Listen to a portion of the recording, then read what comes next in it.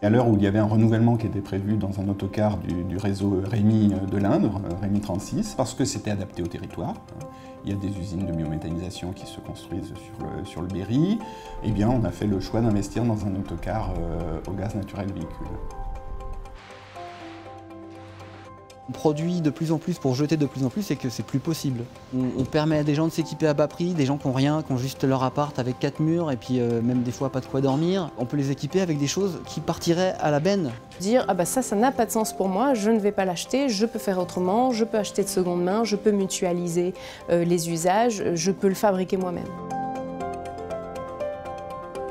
L'objectif aujourd'hui, c'est de porter haut les enjeux de la transition écologique et notamment la performance énergétique dans les bâtiments scolaires. Si on avait des bâtiments plus vertueux, on a beaucoup moins besoin de consommer en énergie. Le gaspillage et tout ça, il faut qu'on soit vigilant. En faisant le choix des ENR, qu'elles soient solaires, géothermiques ou bois, c'est vrai qu'on réduit notre impact puisqu'on consomme moins d'énergie fossile.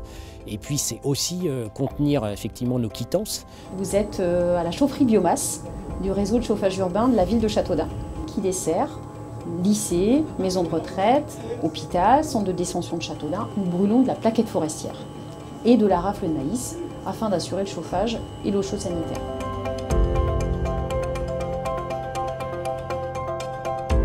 Depuis que je bosse à la ferme, on est en bio et on n'utilise pas de produits chimiques.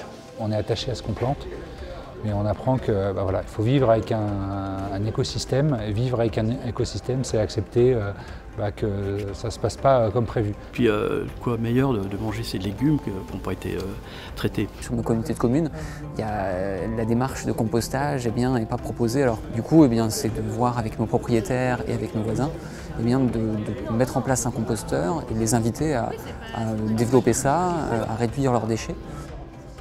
Quand on se promène dans les champs au printemps, on n'a plus les envolées de criquets, de papillons qu'on avait autrefois. C'est la masse des insectes qui est le plus impactée par la chute de la biodiversité. Il faut lutter, et ça peut se faire au niveau d'une agriculture plus vertueuse. Et il y a quand même des agriculteurs qui s'engagent dans ce sens-là.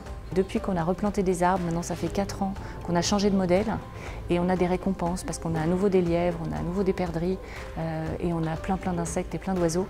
Donc je pense que c'est possible.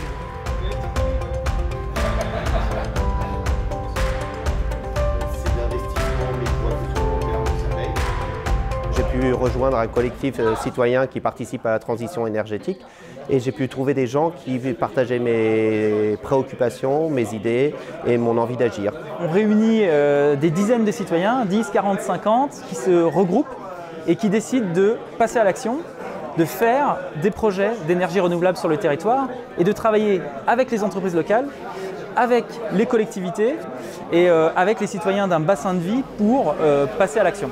C'est l'inverse du frigo, au lieu de produire du froid, les gaz deviennent chauds, ils s'échangent avec l'eau sur un échangeur et c'est ça qui chauffe l'eau. On était 100% fuel, on s'est dit pour rendre la chose un peu plus vertueuse, il faudrait qu'on passe à une énergie plus propre.